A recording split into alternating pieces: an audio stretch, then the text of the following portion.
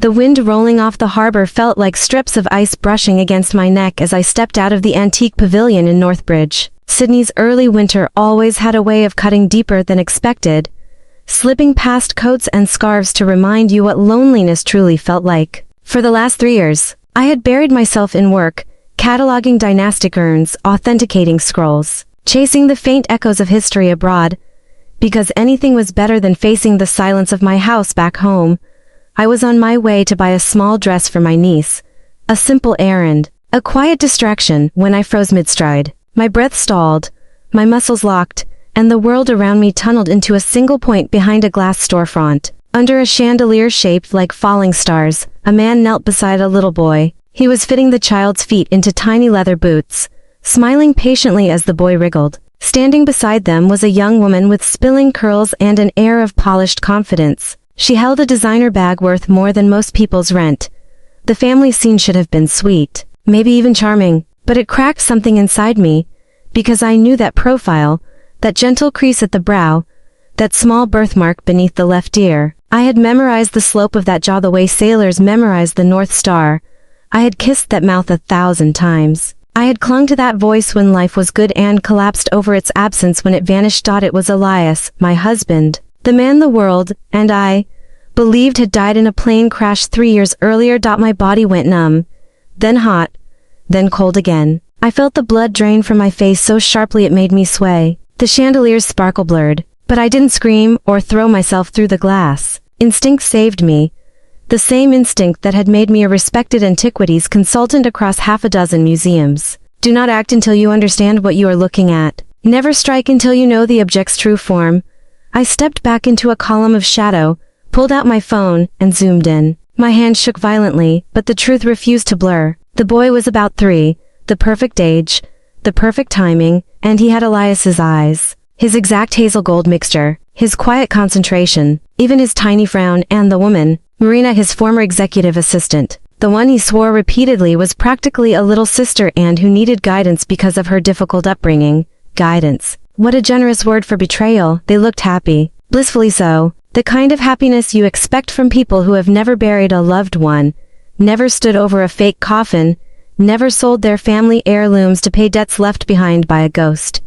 The coat he wore, pure alpaca. The watch, a rare Solier timepiece collectors claw each other apart for. The woman's bag, a limited edition Leclerc. And with a nausea that rose like bile, I realized all of it had been financed with the inheritance I had sold, the antiques I had parted with, the properties I had liquidated, all to clear the so-called debt he left behind. To $1 million.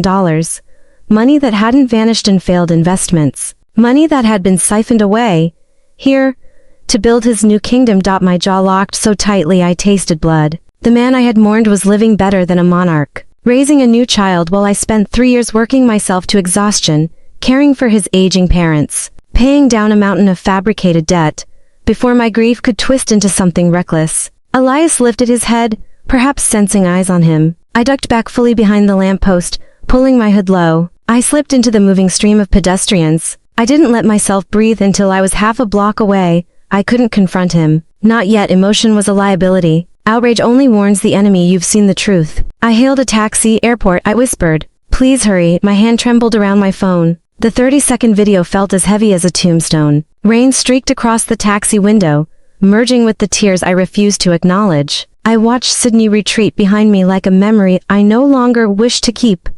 The woman who boarded the plane that night was not the same one who had stepped onto that sidewalk. The version of me who loved loyally, who forgave blindly, who trusted completely.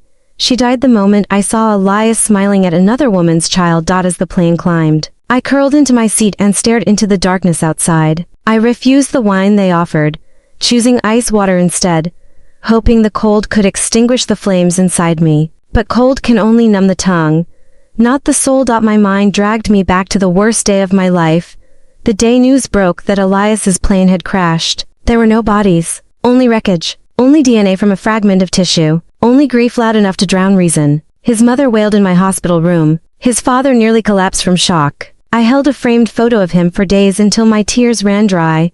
After the funeral without a body, hell began. Creditors arrived with contracts showing Elias owed millions from supposed investments. I surrendered everything, my childhood home, my mother's jewelry, my father's treasured antiques. Not because I had to, but because his parents begged, sobbed, clung to me as though I were their only lifeline. I thought I was saving his family. Now I knew I was fattening wolves. Landing at Dulles, I inhaled deeply, letting the winter air burn the inside of my lungs. I took a taxi to the estate I had once called home. I entered with the meek expression they expected from me, tired, apologetic, submissive. Inside, Elias's mother, Leona, lay on the couch with a facial mask plastered across her face, berating the housekeeper for buying the wrong shrimp. His father sat in the next room, frail and silent in his wheelchair. When Leona saw me, she barely lifted her head.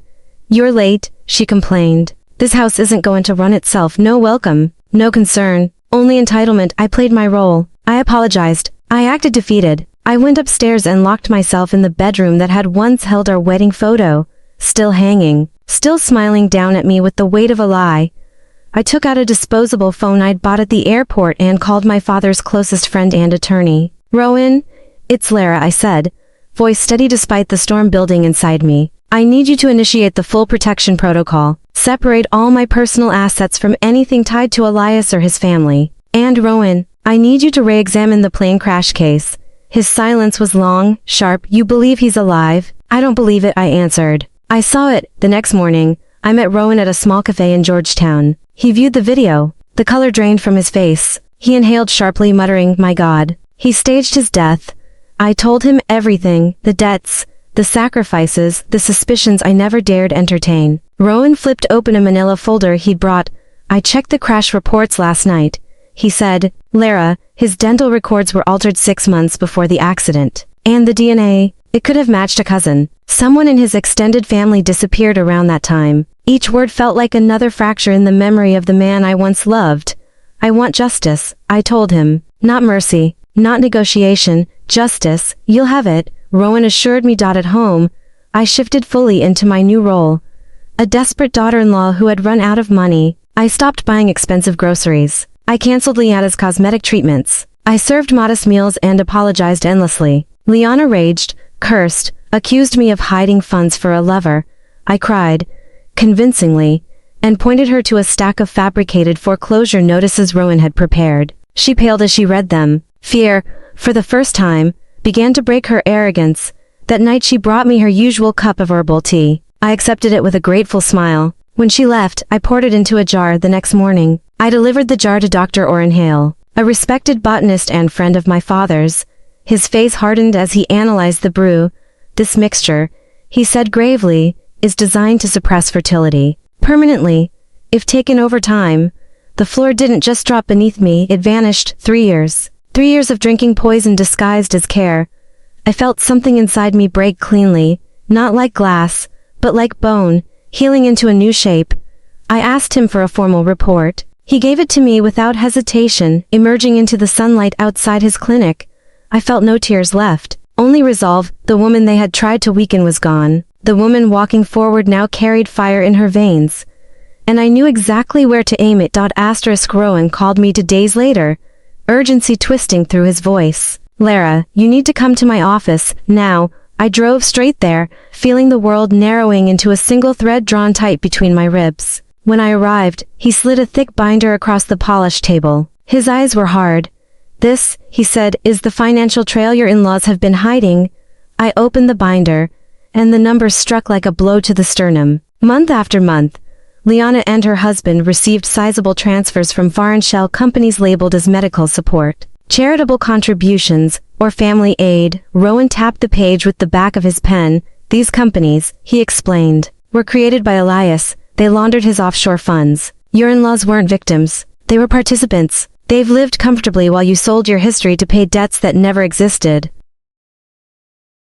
The word settled over me like ash. I felt hollowed out, carved open. Rowan flipped to the final page, a trust document registered in Switzerland, the Iridian Trust, he said. "Its sole beneficiaries Elias and his son. Every dollar you paid, every possession you liquidated, went here." My pulse thundered in my ears. "He used my family's legacy," I whispered, "to build a future with someone else." Rowan's voice dropped low. "We can file charges. Fraud, laundering, conspiracy. But to lock it down airtight, we need him back on American soil." That sentence grew roots in me. "If he came here, He couldn't run again. When I left the office, the drizzle had turned to full rain. I let it soak into my hair as I walked to my car. My father had once told me that some storms purify the air and others purify the soul. That day, I understood, if I wanted justice, I couldn't wait for fate to hand it to me. I had to craft it myself. I needed a trap worthy of a man who had built his life on lies, and I knew exactly who could help me build it. Elder Marlowe lived in a red-roofed atelier on the outskirts of the city, hidden beneath chestnut trees older than the nation itself. He was my first mentor in the world of antiquities, a restorer whose hands seemed to hear the memories trapped in porcelain. When I stepped into his courtyard, the smell of baked clay and herbal smoke wrapped me like a familiar blanket. He looked up from a kiln he was tending and raised a bushy eyebrow. "Leora, child, you look as if you've walked through a war." "In a sense," I said, my voice rough. "I have." We sat at his stone table, steam rising from the small cups of tea he poured. I told him everything, the staged death, the hidden life, the stolen inheritance. The poison tea meant to keep me barren and tied to servitude. His jaw clenched so hard I heard the faint grind of teeth. "That boy," he muttered, "was rotten the first time I met him. But this is filth beyond measure." I swallowed, then slid a small brocade box toward him. When he opened it, his breath hitched. Inside lay a single shard, no larger than my palm, shimmering with an otherworldly metallic glow. "This," he whispered, horrified, "is authentic Andalusian star lustreware. From the original Nazari kilns." I nodded, my throat tightening. "It's the only fragment my mother kept from our ancestral collection." He stared at me, bewildered. "Leora, this is priceless. Why bring it here?" My hands trembled. "I need you to crush it." He recoiled as if I had slapped him. "Destroy it? Have you lost your mind?" "No," I said, a brittle strength forming around my words. "I need a flawless replica, a bowl worthy of fooling someone determined to believe in its greatness. And the only way to create a perfect illusion is to mix the real past into the counterfeit present." He stared at me for a long moment. His eyes softened, but sorrow crept into the lines around them. "You would destroy your mother's heirloom, to trap the man who betrayed you." "Yes," I whispered, "because he destroyed my entire life with far less hesitation." He closed the box slowly and pressed his palm against its lid, murmuring a prayer in a language I didn't recognize. Then he nodded. "Very well, I will do it. Not because deceit is my craft, it is not, but because justice, like clay, sometimes needs fire to become whole." The next days crawled by with unbearable quiet. I resumed my performance as the defeated daughter-in-law. I cut expenses again. I canceled the gardener. I fired the housekeeper, claiming I couldn't afford her anymore. The house, once filled with the illusion of wealth, shriveled into a pathetic husk. Leona paced the halls like a starving cat. One afternoon, when I left looking for work, Leona crept into the study. I watched from the cafe down the street through my hidden camera feed as she pawed through my father's remaining antiques. Her voice carried through the tiny microphone. "Well, if Leora is too incompetent to fix this family's problems, then I will." She picked up a porcelain vase, a modern reproduction meticulously aged to resemble an 18th century original. I had placed it there on purpose. She wrapped it in towels, shoved it into a bag, and slipped out the back door to meet a shady dealer who examined it with a smirk. "I'll give you 300 for it." He said, "That's robbery." She snapped, "It's what it's worth today. Take it or leave it." She took it. Of course she took it. Watching her clutch those bills with glistening eyes, I felt nothing. Not pity, not anger, just a cold, calculated certainty. She thought she was stealing from me. But what she didn't know was that she had just handed me the evidence that would seal her fate. Every word and gesture was recorded, archived, time-stamped. The night after, a storm rolled in. Leona brought me her usual cup of restorative tea. I accepted it sweetly. When she left, I poured it into a jar meant for evidence. Soon, I thought, her hands would serve tea only to prison guards. 3 days later, Elder Marlowe called. "It's ready." When I saw the bowl, my breath caught. It glowed with that impossible metallic radiance, gold blended with embers, a sheen that made the glaze seem alive. It was beautiful, sinfully beautiful, more beautiful than the original piece must have been. For a moment, I forgot why I had created it. Then I remembered the tea, and the child with Elias's eyes. I carried the bowl home as though carrying a weapon. That night, I lit my father's incense and placed the bowl before it. "Forgive me," I whispered. "Your daughter is using fire to fight fire."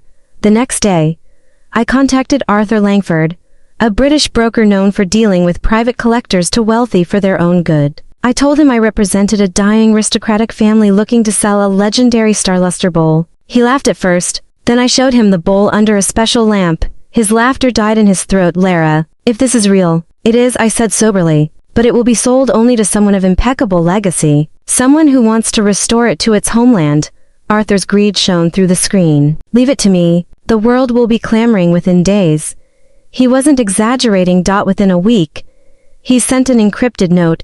I found a buyer, a wealthy patron known only as Mr. S. Extremely private, extremely persuasive. Claims he wants the bowl as a generational gift for his 3-year-old son, a son. 3 years old. A chill wrapped around my spine. Mr. S. was Elias. He had taken even his alias from his son's initials. Arthur forwarded a follow-up. The mysterious buyer wanted proof of value, a list of heritage pieces the seller possessed for credibility. I countered, Mr. S. must first prove his legitimacy by disclosing his own assets. Hours later, I received a PDF. I opened it, and the breath was ripped from my lungs.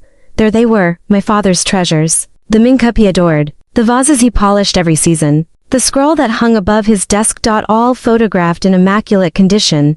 Labeled as Elias's personal collection. My father had trusted Elias with the vault keys. He had trusted him with everything, and Elias had plundered it all before simulating his death. I pressed my trembling hand to my mouth. A sound escaped me, something between a gasp and a sob. Rage flared so fiercely it made my skin vibrate.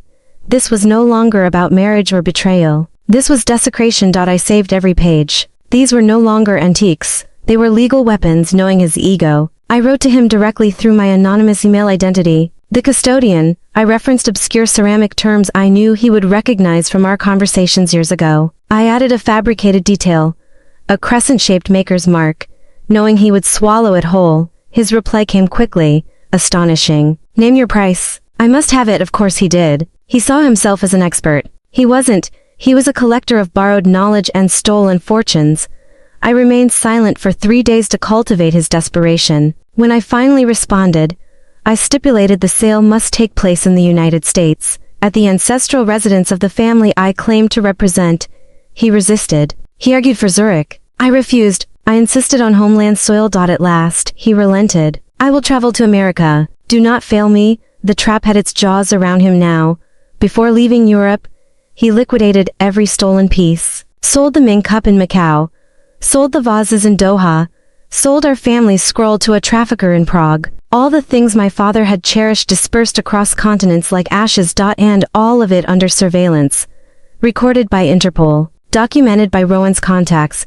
He believed he was amassing funds for the purchase. In truth, he was documenting his entire criminal history. When I learned he had boarded his flight, I stood in the middle of my living room and breathed deeply, letting the gravity of the moment settle around me. My home smelled like white roses and old wood. The scent of an ending. I set the table with crystal glasses, vintage wine, a bowl of fruit no one would touch. Liana and her husband ate greedily that night, believing fortune was returning. I watched them with an expression they mistook for gratitude. After dessert, I slid an envelope across the table. Liana opened it, her face drained of color. Photos of Elias's new family spilled over the embroidered tablecloth. Video stills of her stealing the vase. A printed copy of the doctor's report on the poisonous tea. She choked on air before collapsing into hysterics. I stood. You taught me that family is everything, I said softly. Today I returned the lesson. My voice had no tremor. Their illusions shattered like thin porcelain. By dawn, I had them removed from the house. Their cries faded behind the gate as the taxi carried them away. Silence reclaimed the estate.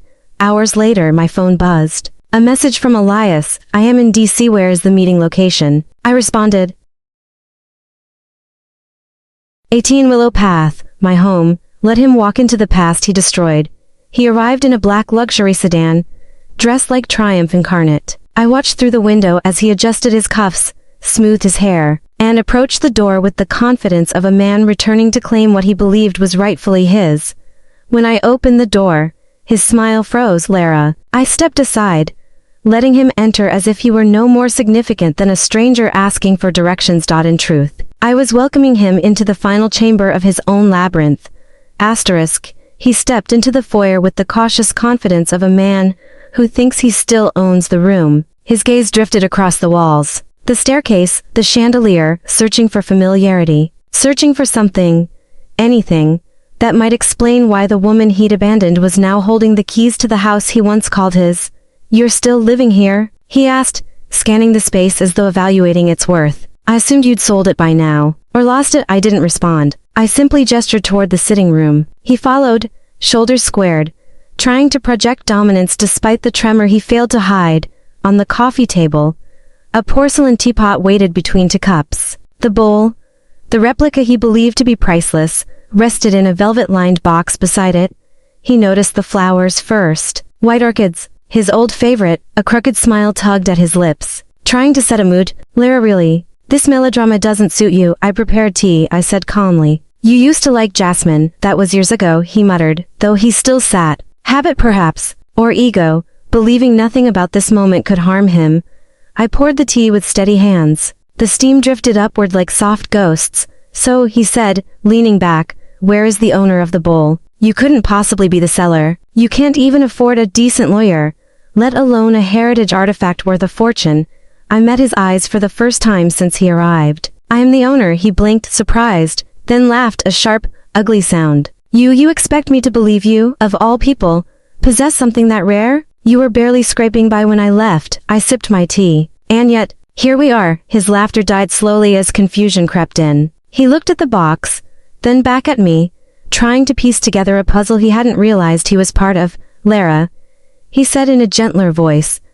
Why are you doing this? While the games, you should be happy I'm back. I came to help you. To put things right, I repeated softly. Is that what you told your son when you left his mother to fly here with dirty money? His jaw tightened. How do you know about?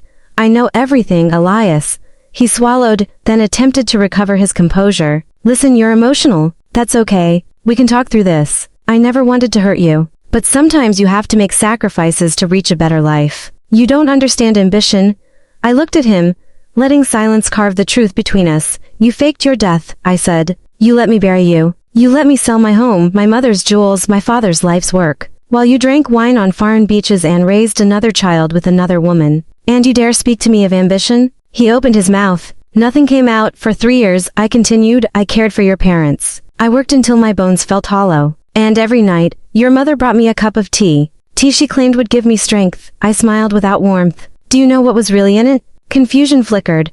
Then realization hit like a slap. His expression twisted. Poison, I whispered. Herbs meant to silence my body, permanently. He exhaled slowly, eyes darting to the door, the windows, calculating escape routes. A habit of his. I remembered it from arguments long ago. You're twisting things. He snapped. You always dramatized everything. And now this. A conspiracy theory. Liana barely knows how to boil pasta. She didn't act alone, I said. She acted on her son's instructions. Your instructions. He flinched before catching himself. A microsecond, but enough to confirm the truth. I reached into the drawer beneath the table and slid a stack of documents across to him. The forensic report, the toxicology analysis, the financial statements, the transfer logs, the Zurich Trust papers, photos of him in Sydney, video stills of his mother selling stolen antiques. He stared at the pile as though it were a nest of vipers. You should read them, I said softly. They belong to you. After all, he didn't touch them. His hands were shaking. You planned this, he whispered. You set me up, I set you free, I corrected. Free from the lies you wrapped around yourself. Free from the stories you told everyone about your greatness. Free from the delusion that you could betray people without consequence. His breathing quickened. Panic flashed in his eyes. You can't do this, he hissed. You don't have the connections. You're nothing without me. Rowan says hello, I replied. The color drained from his face. I'm calling my lawyer. He stammered, reaching for his phone. Just then, it rang on its own. He froze. The caller ID displayed a name he recognized. One of the black market contacts he'd sold my father's treasures to. He answered on speaker. Perhaps to intimidate me. Perhaps out of instinct. But the voice that roared through the lines struck fear into the room. You lying snake. The man screamed. Interpol raided my warehouse. They confiscated everything. The vases, the scroll, the cup. They know they were stolen. They have your name on the documentation. Do you hear me? They know. Elias paled. That's impossible, he muttered. I covered every track, covered. The voice spat. Your wife turned in the provenance. She had the originals. You sold me contraband and now I'm facing charges because of you. Elias shot up from his seat, eyes wild. Leora, what did you do? The call ended abruptly. His cell phone slipped from his fingers and shattered on the floor. You destroyed me, he whispered, horrified. No, I said, rising slowly. You destroyed yourself. I merely turned on the lights. Before he could respond, footsteps echoed in the hallway. The front door opened. Rowan stepped in, followed by federal agents in dark jackets, their presence heavy with authority. Elias stumbled backward. No, no, no, no. An agent read from a warrant, her voice clear and unwavering. Elias Warwick. You are under arrest for fraud, insurance manipulation, international trafficking of cultural property, and laundering of illicit assets. You have the right to remain silent. He lunged toward me, eyes blazing. Tell them the bull is real. Tell them the sale wasn't laundering. Tell them you lied. I met his gaze with calm he had never seen in me before. Elias, I said quietly, look closely. I lifted the bowl from its velvet case. It shimmered, beautiful as a sunrise, alive with the illusion of pricelessness. For a fleeting second, his expression softened, reclaiming him. Then I let it fall. The crash split the room open. The glaze shattered, revealing clay still pale from the kiln. A false relic breaking into honest ruin. He screamed, not for the bull, but for the truth it represented. Why? He choked out. Why would you destroy it? Because it never existed, I replied. Not the artifact, not the love, not the life you pretended to share with me. Illusions were always your specialty. I decided to beat you at your own game. As agents took him by the arms, his knees buckled. What will happen to me? He rasped. Whatever justice requires, I said. You taught me that ambition has a price. Today you pay it. They dragged him away, cursing and pleading in turns. His voice faded down the hall, swallowed by the emptiness he'd left behind years ago. The months that followed unfolded like a long exhale. The media devoured the trial. The evidence formed a mountain so high no lawyer could climb it. Elias pled guilty. His mistress, Marina, was extradited and convicted alongside him. My in-laws lost their wealth, their reputation, and eventually their health, undone not by my hand, but by their own greed. I visited them once, in a state-run care facility where the wallpaper peeled in tired curls. Liana looked at me with a mixture of longing and shame. She opened her mouth, perhaps to ask forgiveness, perhaps to beg for aid. I said nothing. I simply placed an old family photo on the nightstand, from a time before lies poisoned everything, and walked away. Sometimes the heaviest punishment is remembering who you used to be. A year later, the house felt warm again. I restored it room by room, transforming the study into a small private gallery for the antiques Rowan and international authorities helped me recover. Not all returned. Some had vanished into private vaults forever. But enough came home to restore my father's spirit in the walls. On a sunlit morning in early autumn, a small boy tugged at my hand as we walked past the display cases. His name was Orion, a curious, bright-eyed child I had adopted from a local home. His laughter filled the corridors like a melody I'd forgotten I needed. He stopped in front of the shattered remains of the replica bowl displayed in a simple frame. Mama, he asked, why did you keep the broken one? The others are prettier. I knelt beside him, brushing his hair gently. Because, my love, this one reminds me that not everything beautiful is real, and not everything broken is worthless. He pondered that with a seriousness only children can summon, then asked, do I have a daddy somewhere? I looked out the window, where sunlight stretched across the garden like a promise. You had one, I said softly, but he chose a different path, one filled with mistakes he has to mend himself. What matters is that you and I found each other, and we will build a life full of honesty, not secrets. Orion smiled, satisfied, and ran off to chase a butterfly drifting near the window. Watching him, I felt peace settle over me like gentle dust. I had wandered through betrayal, loss, anger and fire, only to discover that some endings are simply beginnings wearing different clothes. Justice had found its way, truth had steadied itself, and from the ashes of deception, I had built something real, not perfect, not pristine, but mine. And finally enough.